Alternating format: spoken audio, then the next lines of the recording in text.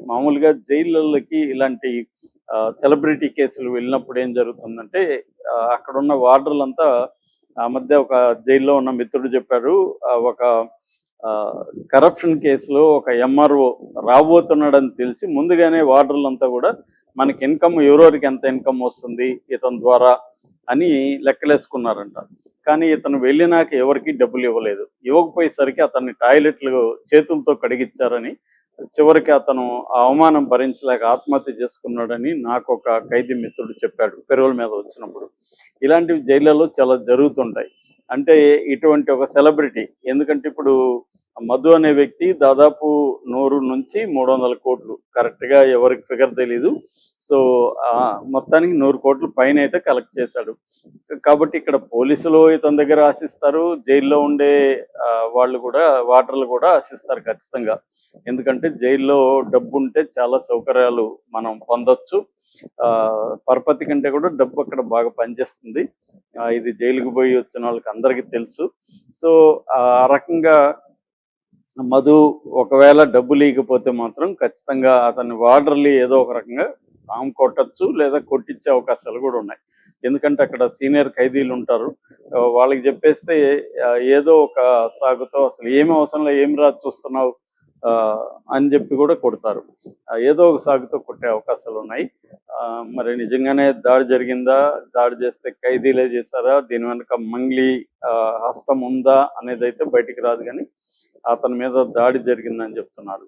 కానీ నిజంగా అతని దగ్గర డబ్బులు ఉంటే మాత్రం దాడులు ఏమీ జరగవు. ఎందుకంటే అతను పోగానే ఎలా ఉంటుందంటే, చాలా జైళ్ళల్లో తమకు నచ్చిన బ్యారక్ లేదా పెద్ద సెల్స్ ఉంటాయి. నచ్చిన బ్యారక్లో అంటే చూసుకుంటారు వాళ్ళు. కొన్ని బ్యారక్స్ క్రౌడ్ ఎక్కువ ఉంటాయి, బాగుండదు. కొన్ని బ్యారక్స్లో కొంత white colour batch, decent batch ఉంటారు. అలాంటి బ్యారక్ కోరుకోవాలి. సో చాలా జైళ్ళల్లో ఆ మధ్య పరప్పన అగ్రహారం జైల్లో ఉండి వచ్చిన ఇంకొక ఫ్రెండ్ నాకు చెప్పింది ఏంటంటే, ముందు అసలు బ్యారల్ చూసి సెలెక్ట్ చేసుకోవాలనుకుంటే కూడా 500 ఇవ్వాలి. 500 ఇస్తే నేను చూపిస్తారనమాట ఏ బ్యారక్లో నువ్వు సెలెక్ట్ చేసుకోవచ్చు. అక్కడికి వెళ్ళినాక సెలెక్ట్ చేసుకున్నాక 1000 నుంచి 2000 ఆ బ్యారక్ని బట్టి పే చేయాలి. పే చేసినాక ఆ బ్యారక్లో మనల్ని ఉంచుతారు. ఆ తర్వాత అక్కడ ఫుడ్ కొనుక్కోవడానికి, తర్వాత మనల్ని ఎవరైనా కలవడానికి, తర్వాత ఒక్కోసారి హాస్పిటల్, అక్కడే పెద్ద జైళ్ళల్లో హాస్పిటల్స్ ఉంటాయి. హాస్పిటల్లో ఉంటే ఇంకొన్ని సౌకర్యాలు ఉంటాయి. అంటే బెడ్ ఇస్తారు, ఖైదీలు ఎక్కువ మంది ఉండాల్సిన అవసరం లేదు. తర్వాత వాళ్ళకి బ్రెడ్, మిల్క్, ఫ్రూట్స్ అలాంటివి ఇస్తారు. అందుకని దానికి మళ్ళీ కొంత డబ్బులు ఇస్తే కడుపు నొప్పో కాలు నొప్పో ఏదో ఒకటి చెప్పి వాళ్ళు రాయించేసి నిన్ను హాస్పిటల్లో పెట్టేస్తారు అనమాట. ఇలాగా ప్రతిదీ డబ్బు ఉంటే అక్కడ పనులు జరుగుతాయి. మామూలుగా అయితే ఈ మధ్య జైళ్ళల్లో కూడా క్యాంటీన్లు పెట్టారు. ఆ క్యాంటీన్లో కూడా కొనుక్కునే సౌకర్యం కూడా ఉంది. అట్లాగే మనకి సంబంధించిన డబ్బులు కానీ పే చేస్తే టోకన్స్ ఇస్తారు. మన అకౌంట్ కూడా ఓపెన్ చేస్తారు అక్కడే జైల్లోనే. అకౌంట్లో మన డబ్బులు వేసుకోవచ్చు. ఎవరైనా బంధువులు కూడా డబ్బులు వేయచ్చు. ఆ డబ్బుల్ని ఖర్చు పెట్టుకోవచ్చు అనమాట. అక్కడ ఒక్కొక్కసారి ఇల్లీగల్ ట్రేడింగ్ జరుగుతుంటుంది. అంటే ఇడ్లీ, దోశ ఇలాంటివి అమ్ముతుంటారు. ఆ మధ్య పరపనాగ్రహారంలో ఇడ్లీ 100 రూపాయలు, దోశ 200 రూపాయలు, ఇలాగా అక్కడే బ్యారక్స్లోనే కూడా అమ్ముతున్నారు అనేది ఫ్రెండ్ చెప్పాడు. అలాగే డ్రగ్స్ కూడా జైళ్ళల్లో ఈ మధ్య దొరుకుతున్నాయి. రాజమండ్రి జైల్లో కూడా మనం డ్రగ్స్ ఆ మధ్య కలకలం, గాంజా కలకలం లేపింది. అలాగే పరపన అగ్రహారంలో అయితే 70% ఖైదీలు డ్రగ్స్ వాడుతున్నట్టుగా ఫ్రెండ్ చెప్పాడు. సో ఇలాగా ఈ ఈ క్రైమ్ అనేది మామూలుగా అయితే జైళ్ళు ఎందుకు ఉంటాయంటే, కాన్సెప్ట్ ఏంటంటే సంస్కరణ.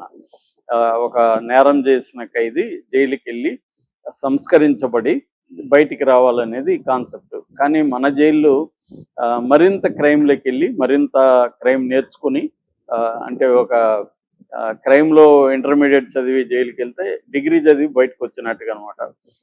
రెండోది సర్కిల్ కూడా ఫామ్ అవుతుంది. అలాగే చాలామంది జైళ్ళలో నుంచే మరింత క్రిమినల్స్గా తయారై వచ్చారు. సో ఇప్పుడు మధు కూడా అక్కడికి వెళ్ళి మరింత క్రిమినల్గా తయారు వస్తాడా, లేకపోతే డబ్బులు ఇచ్చి దర్జాగా బతుకుతాడా, ఏం జరుగుతుందనేది చూడాలి. మామూలుగా అయితే ఇలాంటి వాటిలో బెయిల్ అంత ఈజీగా రాకూడదు. కానీ అతని ఇన్ఫ్లుయెన్స్ ఏంటి, దీని వెనక మంగ్లీ ఉంటే మాత్రం అతనికి త్వరగానే బెయిల్ వచ్చేస్తుంది.